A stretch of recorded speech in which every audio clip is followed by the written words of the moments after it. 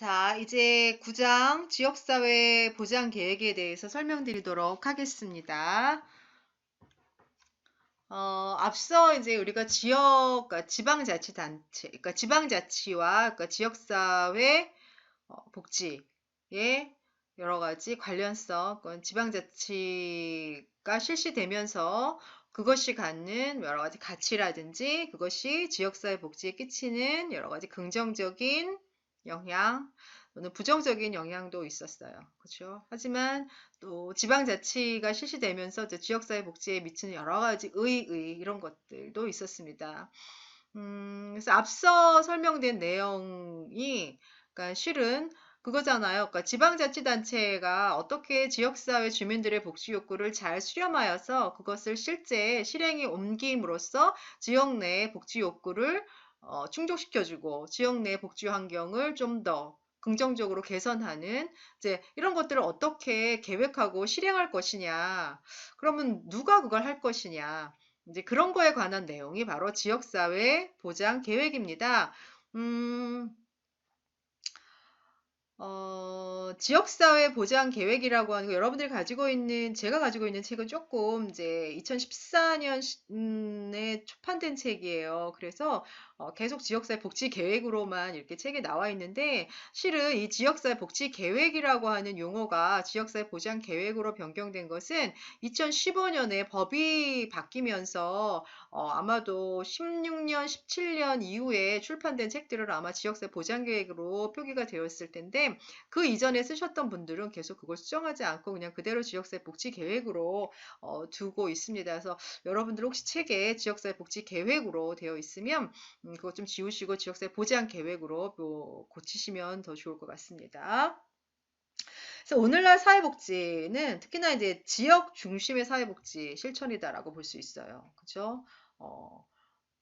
많은 부분 지역의 사무나 모든 그런 행정적인 거라든지 이런 것들을 지방자치단체가 책임을 지고 운영을 하면서 지역 내 주민들의 여러 가지 삶의 그런 일상에 관련된 모든 밀접한 내용들을 지역 정부, 지방 정부가 하잖아요. 그러니까 그 영역 중에 복지와 관련된 영역도 지방 정부의 역할이 굉장히 크고 많이 담당하고 있다라고 할 수 있습니다. 그렇기 때문에 이 지방 정부의 기능과 역할, 그 다음에 지역사회 복지는 뗄래야 뗄 수 없는 그런 거죠. 특히 이제 주민의 그런 복지 욕구, 주민의 여러 가지 다양한 생활상의 욕구를 잘 반영하여서 이제 그것들을 실행에 옮기는 그런 모든 과정들이 바로 지역사회 복지다라고 우리가 누누이 배웠습니다. 자, 그러면 이제 지역사회 보장 계획이 뭐냐? 지역사회 보장계획의 단계라든지 그럼 누가 참여를 해서 지역사회 보장계획을 수립을 하느냐 또 이 지역사회 보장계획에 갖는 여러 가지 원칙들이 무엇이냐 뭐 이런 것들을 중심으로 이번 시간에 공부하도록 하겠습니다. 자, 우선 지역사회 보장계획이 논의가 되기 시작한 것은 아무래도 지방자치가 시작되면서부터겠죠. 우리가 앞서 얘기했습니다. 지방자치가 몇 년에 실시되었다고 시작되었다고 했어요. 1995년에, 그렇죠. 1995년 7월부터 지방자치 시대가 열렸다라고 했습니다. 자, 지방자치제도가 본격적으로 도입이 되면서, 실은 이제 우리가 지방자치단체장을 뽑고 지방자치의회를 거쳐서 모든 지역의 사무를 관장을 하잖아요. 그러면서 사회복지라고 하는 것, 특히 지역 내의 사회복지는 굉장히 그 지역에 있어서 핵심적인 의제가 될 수밖에 없습니다.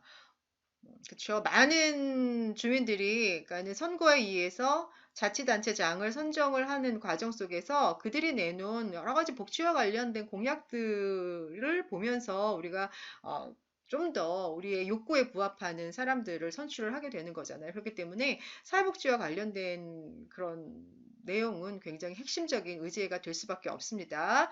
자, 특히나 이제 중앙정부의 계획의 결과인 정책을 그대로 수용하는 게 아니라 지역의 특성에 맞게 조금 더 변화시키고, 그러니까 그 변화라고 하는 거는 내용 자체, 그 흐름 자체를 변화시키는 게 아니라요, 주요 내용, 주요 흐름, 주요 내용에서 그런 어떤 경중, 그 다음에 그런 수준, 뭐 이런 것들을 변화시키는 거죠. 그 지역의 특성에 맞게. 변화시키고 그 다음에 기초자치단체인 자치구, 즉 지역이죠. 그 단위로 지역의 복지 환경과 주민의 욕구를 잘 파악하여서 이를 태도로 지역 복지를 실천하는 것이 굉장히 주민 복지를 향상시키는 데 효과적이라고 볼 수 있는 거예요. 그래서 이러한 흐름으로, 이러한 노력으로 만들어진 게 바로 지역사회 보장 계획이라고 볼 수 있습니다. 그래서 2003년에 사회복지사업법을 개정하면서 지역 내 복지 욕구를 조사하고 복지 계획을 수립하는 것을 의무화했어요. 그것이 바로 지역사회 복지계획 수립 의무화.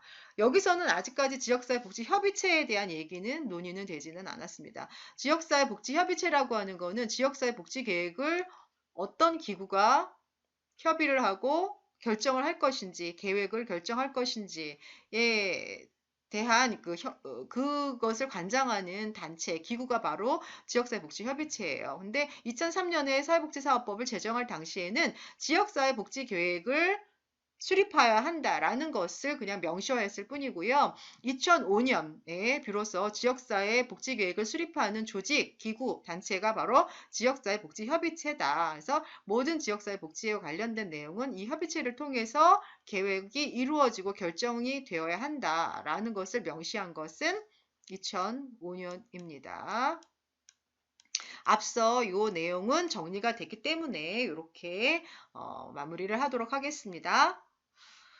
자, 그렇다면 지역사회 보장 계획이라고 하는 거는 뭡니까? 말 그대로 지역사회 복지 서비스를 종합적으로, 계획적으로 추진하기 위한 방법이에요. 자, 우리가 복지를 한다라는 얘기, 지역사회 복지를 한다. 그러기 위해서는 가장 먼저 뭐를 먼저 해야 되나요? 그렇죠. 지역사회 복지 실천 과정에서 배웠잖아요. 지역의 문제가 뭐냐, 주민이 갖고 있는 욕구가 뭐냐, 문제와 욕구를 파악하는 거, 그쵸? 그래서 지역사회를 전반적으로 두루두루 사정하는 거. 그래서 욕구와 문제 파악뿐만이 아니라 지역이 가지고 있는 역량, 즉 자원, 이런 것들을 파악하는 게 지역사회 어떤 계획을 하기 이전에 선행되어야 하는 과정이라고 배웠습니다. 자, 이러한 계획들을 종합적으로 계획적으로 추진하기 위한 방법이에요. 지역사회 보장 계획은. 그래서 어떻게 문제를 진단하고 그다음에 그 지역사회가 가지고 있는 역량을 어떻게 잘 우리가 확인을 하고 이런 것들을 통해서 지역의 문제를 해결하는 방법, 지역의 주민의 욕구를 충족시켜 주기 위한 다양한 방법, 이러한 방법들을 마련하는 것. 이것이 지역사회 보장 계획이라고 볼 수 있어요. 그렇기 때문에 보다 종합적으로, 종합적이라는 말은 여기서 지역에 살고 있는 많은 사람들이 어때요? 굉장히 다양하잖아요. 그쵸? 아동, 노인, 뭐 장애인, 뭐 여성, 가족, 청소년 등등등. 그 다음에 그들이 가지고 있는 문제 역시 굉장히 포괄적이에요. 그렇기 때문에 포괄적인, 그 다음에 두루두루 많은 대상자들의 욕구를 충족시켜주기 위한 계획은 굉장히 종합적인 계획이 될 수밖에 없겠죠. 그런 계획을 체계적으로 또는 계획적으로 추진하기 위한 방법이 지역사회 보장 계획이라고 볼 수 있습니다. 그래서 주민의 욕구, 복지 욕구를 지역의 특성에 맞게 파악하죠. 그 다음에 파악된 것을 과제로 설정하고 이걸 해결하기 위하여 지역사회 내의 공공기관, 그 다음에 또는 민간기관이 서로 협력하여서 해결 방안을 마련하기 위한 중장기 플랜이라고 볼 수 있습니다. 여기서 그럼 중장기라고 하는 게 그럼 몇 년의 중장기 계획이나요? 인가요? 여기 나오네요. 밑에. 4년마다 세우는 계획이에요. 4년마다 4년의 계획을 세우는 거죠. 그렇기 때문에 어떻게 보면은 약간 뭐 중장기적인 계획이다라고도 볼 수 있는 거죠. 그래서 4년 동안에 우리 지역사회에서 지역의 주민의 욕구, 복지 욕구를 충족시켜주기 위한 굉장히 계획적인 그런 체계적인 로드맵이다라고 여러분들이 이해하시면 됩니다. 그래서 지역사회 복지의 어떤 서비스 수요, 그렇죠? 뭘 원하는지 파악을 해야 되겠죠? 어떻게 파악하죠? 여러 가지 방법이 있었잖아요. 앞서 우리 과정에서 배웠어요. 그죠? 양적인 방법, 뭐 설문지라든지 여러 가지 사회 지표를 통해서 수요 파악하는 거. 그 다음에 질적인 방법, 뭐가 있죠? 인터뷰라든지 아니면은 뭐가 있어? 뭐 FGI 그렇죠. 전문가들 집단에 의해서 욕구를 파악하는 방법. 그다음에 포럼이라든지 공청회라든지 이러한 기법들을 통해서 수요를 파악하는 거예요. 뭘 원하고 있는지를 알아야 되는 거잖아요. 뿐만 아니라 우리가 지역사회 복지에 대한 계획을 수립할 때는 이런 욕구 파악과 더불어 되어야 하는 게 뭐라 그랬어요? 지역사회 자원이 어느 정도인지, 또 지역사회가 그걸 해결할 수 있는 역량이 어느 정도인지, 그게 바로 공급 역량이에요. 그래서 수요와 공급 역량을 파악하는 거죠. 이런 것들을 통해서 지역이 안고 있는 복지과제를 해결하기 위한 종합적인 계획이다. 라고 이해하시면 되겠죠. 이게 바로 지역사회 보장 계획이에요. 자, 여기서 그러면 각각의 개별 민간기관들도 이런 그들의 복지관, 복지기관의 이용자들이 가지고 있는 욕구를 잘 파악해서 여러 가지 서비스나 프로그램을 쭉 뭐 1년 단위로 몇 년 단위로 중장기 로드맵을 만들 수가 있어요. 자, 그건 민간 영역에서 이루어지는 거잖아요. 근데 이 지역사회 보장 계획은 어느 영역이다? 공공 영역이에요. 공공 영역에서 이루어지는 지역사회의 복지에 대한 계획이다라고 여러분들이 이해하시면 됩니다. 그런데 공공 영역에서 이루어지는 복지 계획인데 여기에 참여하는 많은 관계자들은 공공 영역의 그런 기관들 또는 민간의 기관들이 같이 협력해서 지역사회 복지 문제를 해결해 나가기 위한 계획이다라고 이해하시면 됩니다. 자, 지역사회 보장계획의 추진 및 경과를 한번 살펴보도록 하겠습니다. 물론 3년에 사회복지사업법을 개정하면서 지역사회 내 복지계획을 수립을 해야 한다라는 거를 명시했어요. 그런 것들을 의무화했어요. 자, 그러면서 2005년에 이제 좀 더 구체적인 그런 방안을 제시한 거죠. 2005년에 시도지사 및 시군구청장은 몇 년마다 4년마다 한 번씩 지역사회 복지와 관련된 계획을 수립하고 또 4년마다 수립하는 계획이기 때문에 4년의 전체적인 계획과 더불어 그 4년도 1년, 2년, 3년, 4년이 있잖아요. 그러니까 1차년도, 2차년도, 3차년도, 4차년도 이렇게 연차별 시행 계획을 같이 수립을 해야 되는 거예요. 이런 것들을 2005년에 의무화했습니다. 그래서 2005년에 이런 것들을 수립할 수 있는 조직체를 만들어야 된다. 그게 뭐라 그랬어요? 지역사회 보장 협의체예요. 그래서 지역사회 보장협의체를 만들고 그다음에 그 안에서 이렇게 중장기적인 4년의 계획을 세우고 4년의 계획에서도 각각의 연차별 계획들을 수립을 해야 한다라는 거를 의무화했습니다. 그래서 그때부터 지역사회 보장계획을 수립을 하였습니다. 일단 2005년에 이러한 규정을 만들었어요. 이러한 법을 명시화하면서 실은 2006년부터 이제 각각의 지역에서는 복지 욕구를 조사하기 시작했죠. 그것을 기반으로 하여서 2007년부터 본격적인 이제 지역사회 보장 계획을 제시를 하기 시작했어요. 그래서 2007년에서부터 7년, 8년, 9년, 10년, 4년이죠. 자, 이게 1기 지역사회 보장 계획. 그 다음에 2기는 몇 년부터일까요? 2011년이겠죠? 11년, 12년, 13년, 14년. 그래서 2기 계획이고 3기는 15년, 16년, 17년, 18년까지 3기 계획. 그 다음에 4기는 2019년부터 19년, 20년, 21년, 22년까지 해서 지금 현재 그럼 몇 기 계획이 진행되고 있는 건가요? 4기 계획이 진행되고 있고요.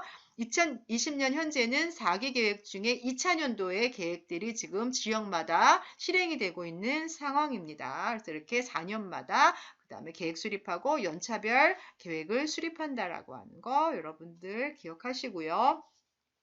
자, 그 다음에 제가 앞서 지역사회 복지계획이라고도 얘기도 했고 지역사회 지금은 보장계획이라고 얘기를 하는데요. 자, 2015년 이전까지는 지역사회 복지계획이라는 용어를 썼어요. 그래서 지역사회 내에 이렇게 복지계획을 수립을 해라 라고 했는데요. 2015년에 법을 조금 바꿨어요. 그래서 복지계획이 아닌 지역사회 보장계획으로 용어를 변경시켰어요. 이전에 지역사회 복지계획을 수립해라 라고 하는 거는 사회복지사업법에 의거하여서 지역사회 복지계획 수립이 의무화였지만 2015년에 이러한 법률 제정을 했습니다. 자, 사회보장급여 이용, 제공 및 수급권자 발굴에 관한 법률을 만들면서 이 법에 근거하여 지역사회 보장계획 수립이라고 하는 걸 명시했어요. 그래서 지역사회 복지계획이 지역사회 보장계획으로 명칭 변경하고 그것을 관장하는 법률도 변경시켰습니다. 자, 그래서 지역사회 보장계획은 지금 현재 사회보장급여 이용, 제공 및 수급권자 발굴에 관한 법률에서 이것을 지금 지휘하고 있다라고 하는 거 여러분들 이해하시고 15년부터 이것이 변경이 되었어요. 그래서 실제로 변경돼서 사용되기 시작한 거는 16년부터겠죠. 그래서 16년 이후에 모든 문건을 보시면 여러분들이 지역사회 보장 계획으로 표기가 되어 있는 거를 알 수가 있고요. 그 이전의 문서라든지 자료들을 보시면 다 지역사회 복지 계획으로 되어 있을 거예요. 둘 다 같은 말이고 명칭 변경되었고 15년에 이러한 법률에 의거하여 바뀌었다는 거 기억하세요. 지금은 그럼 뭐라고 부른다? 지역사회 보장 계획이라고 칭하고 있습니다. 자, 지역사회 보장계획이 갖고 있는 이제 기본적인 그런 방향이 있어요. 자, 어떤 방향으로 지역사회 보장계획을 수립할 것이냐. 자, 세 가지 방향이 있는데 하나는 통합성, 협력성, 참여성. 이렇게 세 가지의 방향이 있습니다. 자, 이러한 방향으로 우리는 지역사회 보장계획을 수립을 해야 합니다. 자, 우선 처음에 통합성을 보도록 하겠습니다. 자, 통합성이라고 하는 거는 중앙정부 차원의 상위계획이 있어요. 상위계획 및 관련 계획이 있습니다. 이러한 계획이요, 지역사회 차원에서 통합되어야 한다라고 하는 거예요. 즉, 예를 들면 그런 말이죠. 지역사회, 그러니까 중앙정부에서 이러한 계획을 수립을 합니다. 자, 이렇게 계획을 수립을 하였는데요. 이렇게 수립된 계획이 이제 지방정부로, 자, 이런 중앙정부 차원에서 이런 계획을 합니다. 예를 들면 이런 거예요. 저출산 고령화 시대에 맞게 이런 저출산 고령화 기본 계획을 중앙정부에서 수립을 하죠. 그러면 지방정부에서는 이런 저출산 고령화 기본 계획에 맞는 기본적인 또 지침들, 정책들, 서비스를 지방정부에서도 만드는 거예요.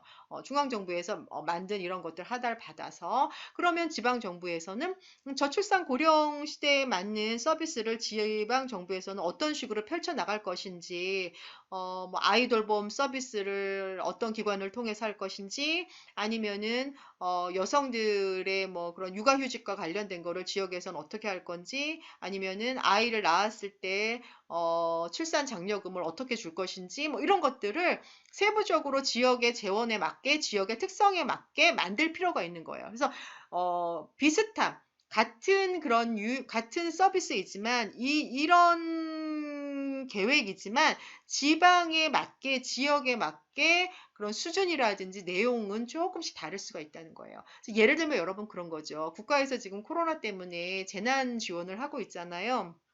재난 지원을 해라. 그래서 이제 각각의 지역마다 재난 지원금을 나눠주고 있어요. 그럼 어느 지역에서는 10만 원을 주기도 하고 어느 지역에서는 20만 원. 이것은 뭐예요? 지역이 가지고 있는 재정적인 어떤 한계 안에서 주는 거죠. 그래서 이런 형식으로 지방 정부는 중앙 정부가 하달한 그런 가지고 있는 큰 계획에 크게 어긋나지 않게 그런 사회복지와 관련된 계획을 수립해야 된다라고 하는 거죠. 이게 바로 통합성입니다. 그래서 전혀 생뚱맞은 그런 계획을 지방정부가 툭툭 하는 게 아니라 중앙정부의 그런 상위 계획과 관련된 통합된 그러한 내용의 서비스를 만들어서 실행에 옮겨야 된다라고 하는 거죠. 이게 바로 통합성입니다. 그래서 지역사회 보장계획 수립할 때도 상위 계획에 통합된 계획을 세부적으로 수립하여서 계획을 해야 한다라는 그런 의미입니다. 그래서 왜 그러냐면 만약에 이제 우리가 지방의 어떤 독자적인 그런 권한에 의해서 정책을 수립하여서 계획을 한다라고 할 때는 중앙 정부가 하고자 하는 그런 계획들이 누락될 경우가 많아요. 그렇기 때문에 중앙 정부의 그런 계획에 바탕하여서 통합적인 서비스를 만들 때 뭐에 맞게 지역의 여건과 특성에 맞게 만드는 거라고 할 수 있습니다. 그래서 상위 계획 및 관련 계획의 검토는 개별적으로 시달된 계획과 사업의 내용을 지역 차원에서 지역의 어떤 특성에 맞게 하되 상위 계획에 통합적으로 수립을 해야 된다라고 하는 거죠. 그래서 지역 차원에서 그에 맞게 적절한 대응 방안을 모색을 해야 된다라고 하는 거예요. 그래서 관련 계획으로는 이런 계획들이 있습니다. 자, 이런 계획들을 지역사회에서는 자신의 지역의 특성에 맞게 그 내용과 수준을 결정하여서 만들면 되는 거예요. 단, 뭐에 맞게 상위 계획에 통합되도록 해야 된다라고 하는 거 기억하시고요. 자, 그 다음에 지역사회 보장 계획은 여러 공공기관이라든지 민간기관이 협력하여서 지역사회의 문제를 해결해 나가는 것, 그러한 계획을 수립을 해야 한다라고 하는 거예요. 지역사회 내에서 사회복지를 제공하는 주된 주체는 일단 기본적으로 공공기관이 있겠죠. 공공기관이라고 하면 이제 공적 서비스를 제공하는 기본적으로 여러분들이 잘 알고 계시는 동주민센터, 그렇죠? 주민자치센터가 있겠죠. 그 다음에 뭐 드림스타트와 같은 이런 공공기관이 있을 수가 있고요. 이런 다양한 사회복지와 관련된 공공 서비스 주체인 공공 서비스 기관과 플러스 우리는 실은 사회복지와 관련돼서는 공공 서비스 기관보다는 훨씬 더 많은 게 뭐예요? 민간기관이에요. 민간기관이 있습니다. 그래서 이런 서비스 공급 주체인 공공기관과 민간기관은 서로 전혀 나몰라라가 아니라 어때요? 협력, 네트워킹을 통해서 지역 내 복지의 문제를 해결해 나갈 필요가 있어요. 때로는 우리가 민간기관에 지금 다니는 이용자분들이 때로는 공공의 서비스를 받을 필요가 있는데 그것들을 잘 모를 때 우리 민간기관에서는 공공기관에 연계해서 서비스를 받게끔 할 수 있고 또는 지금 현재 공공주민자치센터에 등록된 클라이언트 분들을 여러 가지 필요로 하는 서비스가 있을 때는 뭐 어떻게 해요? 민간기관에 의뢰해서 서비스를 받게끔 하는 거죠. 하죠. 이런 식으로 서비스를 제공하기 위한 이런 공급 주체들은 지역의 복지 향상, 주민들의 복지 욕구를 충족하기 위해서 서로 어때요?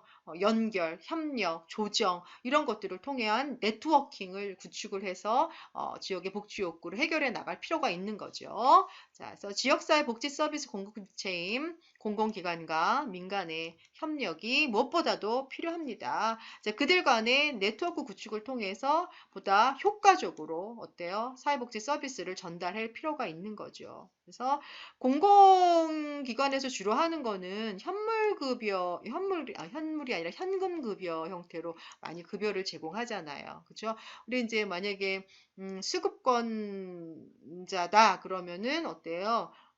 공공기관에서 뭐 기초생활수급비를 지원을 해주잖아요. 근데 기타 이분들에 대한 여러 가지 상담이라든지 뭐 여러 가지 프로그램이라든지 뭐 이런 뭐 현물과 관련된 서비스들 이런 것들은 주로 이제 민간기관에 연계해서 많이 서비스를 받기도 하고 그러죠.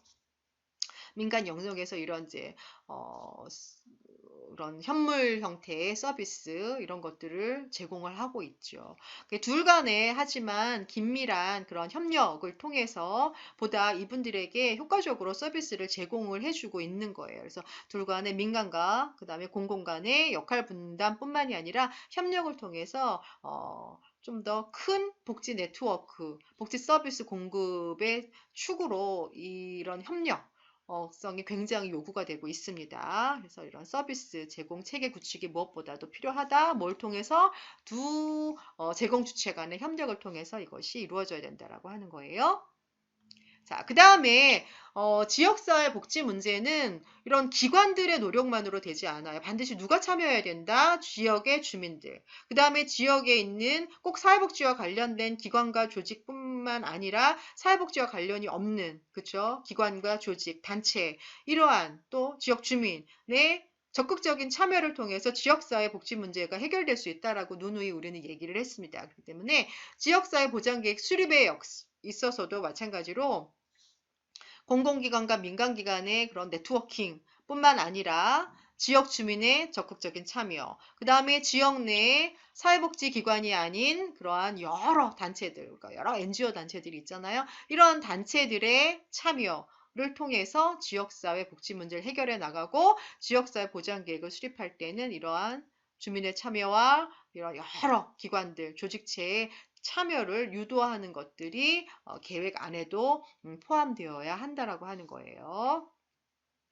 아무래도 이런 이제 관료 중심, 특히 이제 공공기관에서 하는 그런 서비스는 되게 경직되어 있어요. 공급 자체가. 그다음에 즉각적으로 주민들의 욕구에 부응하기에는 좀 한계가 있어요. 그렇기 때문에 그런 것들을 좀 더 즉각적으로 주민의 욕구에 부응하고 이런 경직된 서비스 이런 것들이 갖고 있는 문제를 해결하기 위해서는 지역 주민이 참여하여서 해결해주는 그런 부분들 이런 것들도 굉장히 많이 필요하고요. 그 다음에 지역사회 내 여러 복지기관뿐만 아니라 여러 단체들이 함께 참여해서 지역 내 문제에 즉각적으로 대응할 수 있게끔 하는 그러한 체계를 만들어주는 것들이 무엇보다도 중요하다고 볼 수 있습니다. 그래서 이러한 모든 내용들이 다 어디에 포함되어 있어야 된다는 거예요. 지역사회 보장 계획을 수립할 때 이런 모든 내용들을 포함시켜야 한다라는 거죠.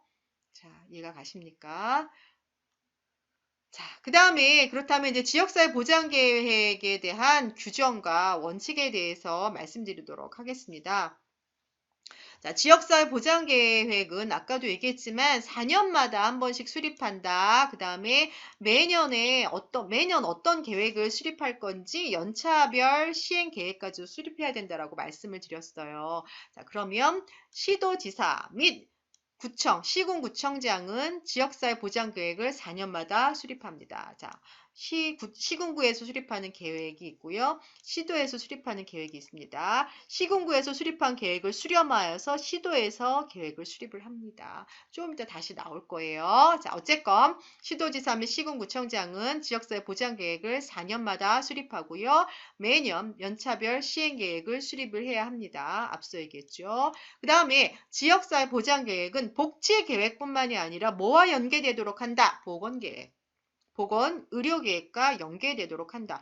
여러분들, 우리가 이제 코로나19 사태를 경험을 하면서 우리 사회에 보건 서비스가 얼마나 중요하다라고 하는 것을 다시 한번 깨달았어요. 그래서 이 보건 서비스가 어찌 보면 복지의 굉장히 많은 부분, 보건 의료 서비스가 복지의 욕구 중에 굉장히 많은 부분을 차지하고 있습니다. 그렇기 때문에 우리 지역사회 보장 계획을 수립함에 있어서도 복지와 관련된 계획뿐만이 아니라 지역사회 보건 서비스, 의료 서비스가 얼마만큼 지금 충족될 수 있을지에 대한 그런 계획들도 함께 연계돼서 수립되어야 한다라고 하는 거예요. 그렇죠. 그래서 보건 서비스가 연계되도록 한다. 그 다음에 우리 지역사회 보장계획을 수립함에 있어서 무엇보다 중요한 거는 지역사회에서 어떤 여러 실태, 지역 주민의 사회보장에 관한 뭐 여러 가지 인식, 바램, 그 다음에 욕구 이런 것들이죠. 자, 이런 것들을 반영하는 거죠.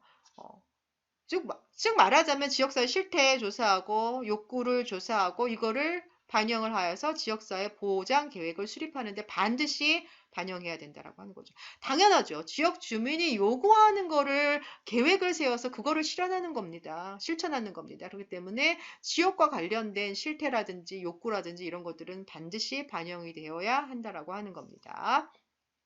그래서 욕구조사, 설문조사 이런 것들을 통해서 주민들이 원하는 계획을 바탕으로 하는 거죠. 그래서 지역사회 보장계획을 수립하되 각 지역마다 약간 내용이 조금 다를 수가 있고 중요하게 다루는 우선순위도 좀 다를 수가 있는 거예요. 왜? 지역에 살고 있는 주민들이 다르잖아요. 그죠? 자, 그렇기 때문에 이러한 규정이 있다라는 거 알아두시고요. 자, 수립 원칙을 잠깐 살펴보도록 하겠습니다. 지역사회 보장 계획을 수립함에 있어서 지역성을 고려한다. 이거는 뭐 더 이상 설명을 안 해도 되는 거예요. 즉 지역에 뭘 고려합니까? 지역의 특성. 지역의 특성이라고 하는 건 뭐예요? 지역 주민의 욕구가 지역마다 다르다는 거. 지역의 환경, 상황, 지역의 어떤 복지의 공급 역량 이런 게 다 다르잖아요. 이런 모든 것들을 고려하여서 지역사회 보장 계획을 수립해야 한다는 거죠. 그래서 지역성이라고 하는 건 뭐 너무나도 당연한 얘기고요. 그 다음에 과학성을 가져야 된다라고 하는 거예요. 여러분들 지역사회 보장 계획을 수립하는 데 있어서 무엇을 기반으로 지역사회 문제를 알 수 있어요? 설문조사, 그쵸? 그 다음에 설문조사를 기반으로 지역의 욕구를 알 수 있는 거잖아요. 그 다음에 또 지역의 문제를 확인하기 위해서 여러 가지 사회지표, 통계청에서 내놓은 사회지표 이런 것들을 확인을 하는 거죠. 이게 다 뭐예요? 굉장히 과학적인 근거에 의하여 지역 내 문제를 수렴하는 거잖아요. 그렇기 때문에 지역사회 보장 계획은 이런 과학적인 근거에 의하여 지역 내에 그런 상황들, 욕구들, 이런 것들, 지역의 역량 이런 것들을 파악할 수 있다는 거예요. 그래서 과학성을 띈다. 그 다음에 연속성이라고 하는 거는 여러분들 지금 지역사회 보장 계획이 2017년부터 지금 현재까지 쭉 진행되고 있습니다. 어떠한 연도 한 번 쉬지 않고 계속 4년마다 또 4년 안에서도 연차별 계획을 쭉 수립했어요. 그것은 왜 그러냐면 지금 그것 자체가 연속적으로 복지 계획을 수립한다는 거예요. 복지에 대한 계획이 매년 수립되어 있지 않다거나 아니면은 좀 중장기적으로 좀 거시적으로 수립되어 있지 않으면 복지를 제공받는 서비스 대상자들에 대한 서비스 안정성이 떨어져요. 그래서 우리 지금 지역 주민들은 복지에 대한 요구가 늘어나는데 이 계획이 체계적으로 또는 안정적으로 연속적으로 잡혀 있지 않는다면 언제는 이걸 줄 것 같은데 다음엔 이게 계획이 없으면 못 받을 수 있겠네? 이런 거죠. 그럼 복지에 대한 체감도 굉장히 떨어집니다. 그러기 위해서는 복지 계획은 연속적으로 잡힐 필요가 있는 거예요. 자, 이해가 가시죠? 그 다음에 지역사회 보장계획은 당연히 실천 가능한 것을 기반으로 계획이 수립되어야 한다는 거고요. 자, 지역의 특성에 맞게 지역의 여건을 고려하여서 지역이 자율적으로 이 계획을 수립하는 거예요. 자율적이라고 하는 거는 뭐 해도 돼, 안 해도 돼가 아니라 반드시 의무적으로 지역사회 보장 계획은 수립하나 지역사회의 특성과 여건을 고려하여서 지역의 상황에 맞게 만든다는 거죠. 그래서 당연히 이만큼 해줘야 돼. 뭐 상위 계획을 내놨다라고 해서 그걸 따르는 게 아니라 이거는 지역의 자율적 여건에 맞게 지역의 계획을 수립한다는 그런 의미고요. 자, 우리가 지역사회 복지, 지역 문제 해결하기 위해서 무엇보다 공공과 민간의 참여, 이들 간의 네트워킹에 의해서 지역의 복지의 욕구를 충족시켜 나가야 하는 것뿐만이 아니라 누가 참여해야 된다 그랬어요. 지역의 주민. 그쵸? 그 다음에 지역의 다양한 조직들, 단체들, 기관들이 참여하는 걸 바탕으로 지역사회의 복지 문제는 해결돼 나갈 수 있어요. 그래서 지역사회 보장 계획에서는 이러한 다양한 사람들, 조직체의 참여를 기반으로 계획이 이루어져야 한다는 거죠. 그래서 이런 지역사회 보장 계획 수립의 원칙에 대해서도 이렇게 쭉 한번 말씀드렸습니다. 자, 지역사회 보장계획 수립 과정을 잠깐 살펴보도록 하겠습니다. 먼저 준비 단계가 있습니다. 준비 단계에서는 그런 거죠. 언제부터 이거를 설문조사를 할 건지, 설문지는 어떻게 만들 건지, 그 다음에 뭐 언제부터 시행을 할 건지, 뭐 이런 아주 기초적인 것들을 조사를 하는 거예요. 준비를 하는 거죠. 그 다음에 만들어진 설문지나 뭐 이런 것들을 통해서 욕구를 조사하는 거죠. 그 다음에 지역사회 자원이 어떤지를 조사를 하는 거죠. 현재 역량을 파악하는 거잖아요. 그렇죠? 문제의 욕구와 역량 파악. 자, 여기서 이제 기본적으로 이 단계가 이루어져야 돼요. 그 다음에 그렇다면은 그거를 기반으로 계획을 수립하는 거예요. 복지 계획안을 마련하는 거죠. 이걸 통해서 지역사회 복지를 제도화시키는 거예요.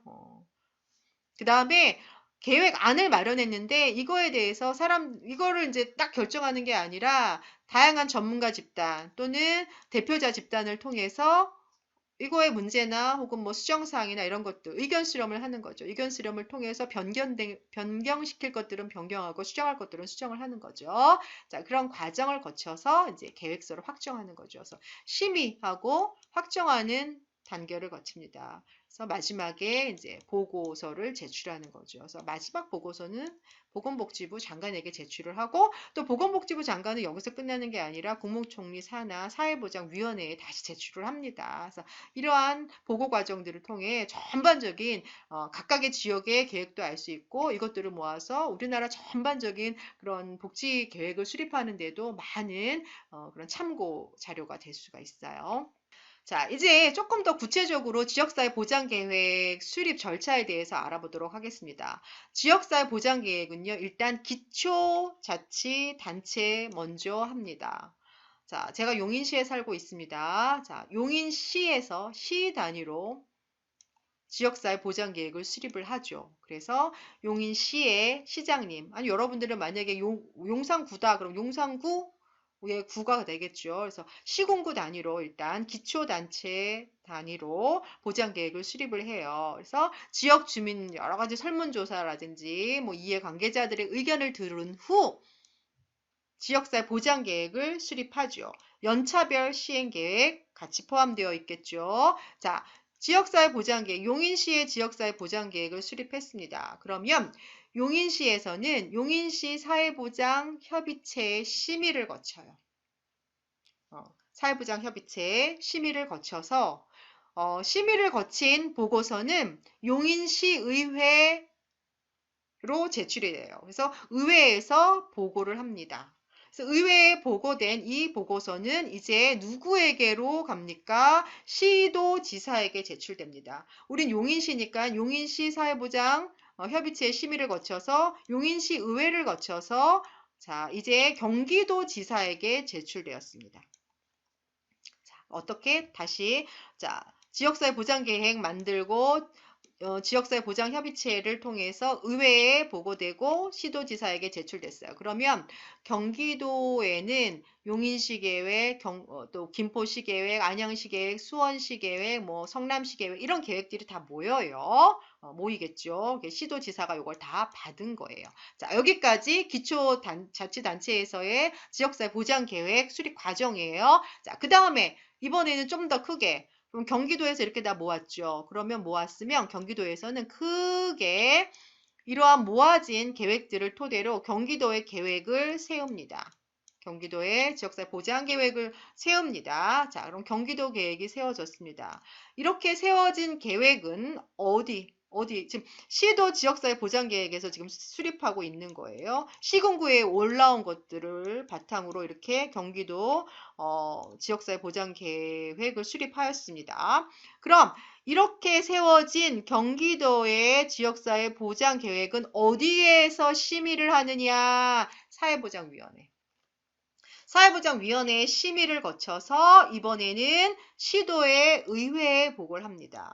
즉 경기도 의회에 보고를 하겠죠. 경기도의 사회보장위원회 심의를 거쳐서 경기도의 의회에 보고를 합니다. 자, 보고된 이러한 보고서는 이제 어디에 제출하나요? 보건복지부 장관에게 제출을 합니다. 그럼 보건복지부 장관은 또 어때요? 경기도 계획, 강원도 계획, 인천시 계획, 뭐 세종시 계획, 뭐 이렇게 다 17개의 광역자치단체의 계획을 보고받겠죠? 자, 17개의 보고서가 올라와요. 자, 올라온 보고서는 이제 누구에게 다시 보고를 하냐면 국무총리 산하 우리나라 사회보장위원회에 보고를 합니다. 그럼 사회보장위원회에서는 전국에서 모인 이런 17개의 보고서를 쭉 훑어보고 이제 국가의 중장기적인 로드맵을 또 세우는 거예요. 자, 그래서 상위계획을 내놔요. 그럼 이 상위계획에 통합된 이제 지방정부의 지역사회 보장계획을 만들어요. 자, 이런 식으로 계속 굴러가는 거예요. 자, 그래서 지역사회 보장계획의 수립의 절차는 이렇게 기초 단체, 광역단체별로 이렇게 과정이 있다라고 하는 거. 자, 이렇게 보장협의체, 지역은 지역 같은 경우에는 지역사회 보장협의체, 시도 광역단체에서는 사회보장위원회, 그 다음에 이런 것들이 다 모아져서 보건복지부 장관에게 제출되고 마지막으로 사회보장위원회에 제출돼서 이걸 토대로 이제 국가의 중장기 계획을 수립할 수 있게 된다라고 하는 거예요. 여기까지 이해하셨나요? 자, 그러면 우리가 이제 지역사회 보장 계획을 수립할 때 이 지역사회 보장 계획을 수립을 하는 뭔가 이제 결정을 하고 계획을 하고 결정을 하고 뭐 심의하는 그런 기구가 있었죠. 그게 어딘가요? 지역사회 보장 협의체였잖아요. 자, 지역사회 보장 협의체는 지역사회에서 여러 가지 모아진 그런 계획들을 협의를 하기도 하고, 계획을 협의하기도 하고, 실제로 이거를 결정짓는, 이제, 그래서 이 계획이 앞으로, 지속적으로 이 계획으로 갈지 안 갈지를 결정을 하는 거예요. 그래서 결정된 거를 지방의회에 보고를 하고, 보고된 것이 이제 시도지사에게 올라가는 이제 그런 과정을 거치는 거죠. 그래서 지역마다 사회보장협의체가 다 있습니다. 자, 이 사회보장협의체를 통해서 뭐 하는 거예요? 지역의 복지 문제를 계획을 하고, 결정을 하게 되는 거죠. 자, 2015년에 사회보장급여의 이용, 제공 및 수급권자 발굴에 관한 법률을 제정하면서 중앙부처와 유기적 연계를 통한 지역 단위의 종합적인 사회보장 제도를 만들고 그 다음에 지역 간 사회보장의 균형 발전을 지원하기 위해서 뭔가 이제 기구가 하나 필요한 거죠. 지역사회 보장 계획을 만들기 위한 기구가 필요하게 된 거죠. 그러면서 만든 게 지역사회 보장 협의체예요. 그래서 지역사회 보장에 관한 지역사회 복지를 계획함에 있어서 이런 기능을 담당하는 이 기구를 만들어 놓음으로써 좀 더 이 협의체가 기능이 확대되고 좀 더 협의체의 기능이 활성화되도록 하기 위해서 이 기능을 15년 이후에 좀 더 강화시켰죠. 물론 그 이전에도 있었어요. 이전에도 있었지만 사회보장 협의체, 사회보장제도라고 명칭 바꾸면서 사회보장 협의체로 또 명칭이 바뀌었겠죠. 그러면서 이전보다 좀 더 기능을 강화하고 또 지역사회 보장 계획을 좀 더 활성화시키기 위해서 이 기능들을 더 강화시키게 된 거죠. 그래서 지역사회 보장협의체에서 지역사회 복지와 관련된 것들을 쭉 만든다라고 하는 거 이해하시면 될 것 같고요. 그럼 지역사회 보장협의체가 갖는 기능은 뭐냐? 사회복지 제도화, 사회복지의 제도화. 그쵸? 우리가 지역사회 보장계획 만드는 게 사회복지를 제도화하기 위해서 만든 거예요. 그 다음에 사회복지에 관한 계획을 좀 더 체계적으로 만들어서 그 기능이 잘 될 수 있게끔 하는 것. 이제 그러기 위해서 이 협의체를 만든 거고요. 그 다음에 또 하나 지역사회 복지 서비스를 서로 간에 연계하고 조정하는 거에 대한 지원 기능을 하기 위해서 만든 거죠. 자, 여러분들 이 지역사회 보장 협의체는 그럼 센터인가요? 기관인가요? 아니에요. 기관도 아니고 센터도 아니고 그냥 협의체예요. 그러니까 협의를 하기 위해 만들어 놓은 기구예요. 그리고 조직체예요. 그렇기 때문에 여기에 사회복지사가 상근으로 종사해서 일을 하진 않아요. 여기에는 일이 있을 때마다 월 한 달에 한 번씩 관련 종사자들이나 관련되신 분들이 모여서 정기회의를 거쳐서 관련된 계획들을 쭉 수립하는 거예요. 그럼 이제 그거를 매니지어야 하는 뭐 간사 정도가 있는 거죠. 간사 한두 명 정도가 이 협의체에 소속되어 있고요. 나머지는 정기적인 회의를 통해서 그런 종사자 간 회의를 통해서 이 계획들을 만들어 나가는 거예요. 그래서 회의를 통해서 지역사회 뭐 사례 관리와 관련된 아니면 기관 간 연계, 공공기관, 민간기관 간 그런 네트워킹과 관련된 그런 것들도 다 협의하고 조정하고 하는 기능들이 이 협의체 안에서 다 이루어지는 거예요. 한 달에 한 번씩 그런 회의들을 통해서. 자, 그래서 협의체가 필요하고요. 그것들을 통해서 복지에 관한 계획을 수립하고 그걸 제도화하는 거죠. 그래서 체계적으로 복지가 실현될 수 있게끔 하는 그런 역할을 하는 게 이 협의체의 역할입니다. 뿐만 아니라 지역사회 보장계획을 수립함에 있어서도 계속 나왔던 게 그거잖아요.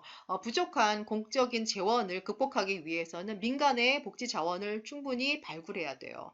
자, 그러한 기능을 담당하는 것도 지역사회 보장협의체에서 전문가들이 모여서 같이 하는 거예요. 그래서 발굴해서 그것을 복지 자원으로 해서 복지 계획을 수립하는데 이것들을 다 반영을 하는 거죠. 그래서 지역사회 보장협의체는 지금 이러한 세 가지의 기능을 위해서 필요하다. 지금 말씀드린 이게 전혀 새로운 내용이 아니라 앞서 지금 제가 다 설명했던 그런 내용들을 이 협의체 안에서 하는 거예요. 이 협의체는 바로 지역사회 보장계획을 수립하는 분들이 모인 협의체입니다.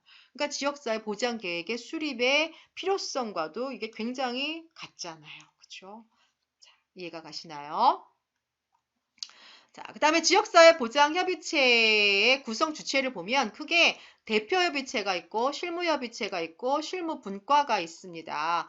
대표협의체는 말 그대로 대표들이 모인 거예요. 공공기관의 대표, 민간서비스기관의 대표, 그러니까 뭐 센터장님, 관장님이겠죠. 자, 이용자 대표로 구성되어져 있어요. 자, 실무협의체는 말 그대로 실무자들의 모임이에요.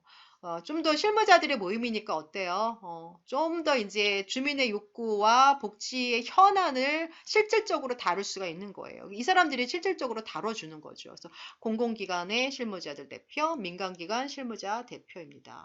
자, 실무분과는 뭐냐면 실무협의체가 이렇게 있어요. 협의체가 이렇게 있으면 협의체 안에서도 누구는 뭐 아동 관련 기관에서 종사하는 분이겠고 여기는 장애인, 뭐 여기는 뭐 노인기관 등등등 있겠죠. 그러면 좀 더 현안을 잘 파악하기 위해서는 이렇게 대상자별로 실무자들이 모여서 관련된 내용들을 서로 협의하는 게 좀 더 전문적일 수 있어요. 그렇기 때문에 실무 분과는 협의체 내에 이렇게 관련자들이 모여서 분과별로 협의를 하는 거예요.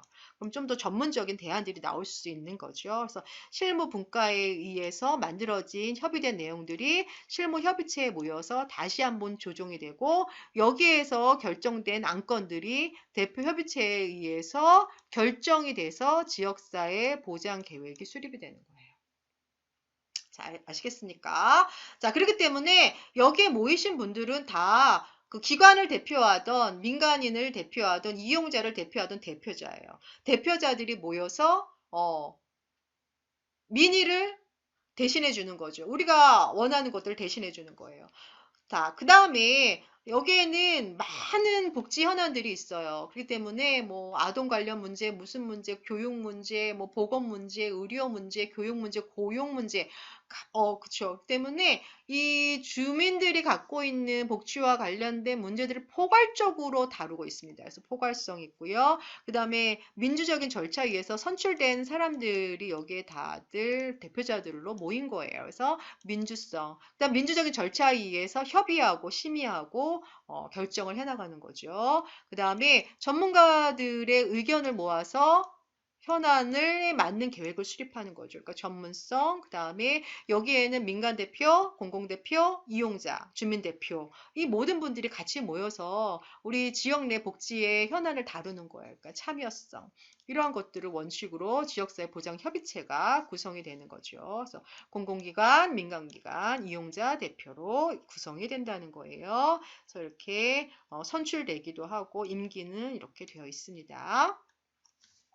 우선 이제 가장 중요한 역할을 하시는 거죠. 그러니까 마지막에 결정을 하시니까 지역사회와 관련된 지역사회 보장 계획을 마지막에 결정하시는 게 이제 대표협의체인데요. 대표협의체는 앞서도 얘기했지만 공공 부분, 민간 부분, 이용자 이게 세 영역의 대표자들이 모여서 구성이 되고요. 10인에서 40인 이내로 구성이 됩니다. 뭐 성별 고려하여서 위촉한다라는 거고요. 자, 그래서 구체적으로 이제 이러한 분들이 되는 거예요. 여러분들이 한번 읽어보시면 될 것 같고요. 실무협의체는 말 그대로 지역사회 내의 실무자들이에요. 각 영역에 종사하는 전문가들이 모여서 실제 현안을 나누는 거죠. 그래서 굉장히 포괄적으로 여러 가지 문제를 다뤄요. 복지와 관련된 모든 문제를 다루는 거죠. 그 다음에 전문가들이 모인 협의체이기 때문에 전문성에 근거하고 그거를 기반으로 지역사회에 필요로 한 여러 가지 복지 요구를 수렴해 주는 거죠. 마찬가지로 이렇게 구성되어 있는 거고요. 그래서 이 협의체에서는 이제 지역사회 다양한 사회복지 서비스뿐만 아니라 보건, 기타 고용, 뭐 여러 가지 서비스들을 포괄적으로 다루고 있습니다. 누가? 전문가들이. 그래서 좀 더 현실적이고, 좀 더 이제 지역사회 복지와 관련된 그런, 내용들을 구체적으로 다룰 수가 있는 거예요. 그래서 여러 가지 복지 증진을 위한 세부 사항을 이 협의체, 실무 협의체에서 다루고 있죠. 자, 그런데 그래서 여기서 이제 실무 협의체의 구성 요인들 이렇게 여러분들이 그냥 보시면 됩니다. 그런데 실무협의체에서도 각각의 분과들이 또 있습니다. 그래서 분과에서 좀 더 전문적이고 그런 구체적인 사안들을 잘 조정을 하고 협의를 해서 이 내용을 바탕으로 어디로 간다? 실무협의체로 가는 거예요. 그래서 실무협의체에서 계획된 것들을 모아서 다시 어디로 간다? 대표협의체로 와서 여기서 이제 결정을 하게 되는 거죠. 그래서 실무분과는 지역의 사회보장 관련된 여러 사람들이 아까 이제 실무협의체에 모이신 분들이야 대체로 모여서 그러니까 뭔가 이제 활성화를 위해서 실무분과를 구성한 거죠. 왜냐하면은 이제 전혀 분야가 다른 사람들끼리 모이면은 서로 이제 의견이 안 맞을 수도 있고 좀 다른 문제를 다루게 될 수도 있어요. 그렇기 때문에 좀 더 운영을 이 조직의 활성화를 위해서 같은 현안을 같은 종사자들끼리 다루는 것이 좀 더 효과적이죠. 그래서 실무 분과가 필요합니다.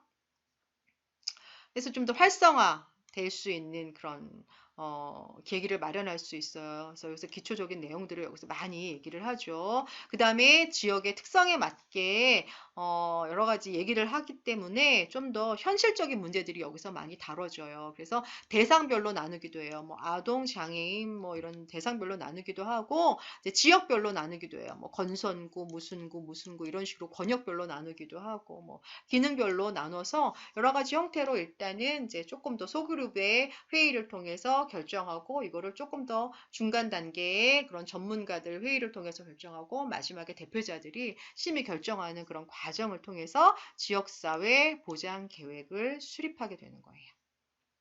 자, 여기까지 이해하셨습니까? 자, 그래서 오늘은 지역사회 보장 계획에 대해서 했고, 앞서서는 이제 지방자치와 지역사회 복지가 어떤 관련이 있는지, 그 다음에 이어서 지역사회 보장 계획에 대한 전반적인 내용을 살펴보았습니다. 자, 여러분들 수고 많으셨고요. 다음 주에는 사례 관리에 대해서 수업하도록 하겠습니다. 여러분들 한 주 동안 건강하게 잘 지내세요. 수고하셨습니다.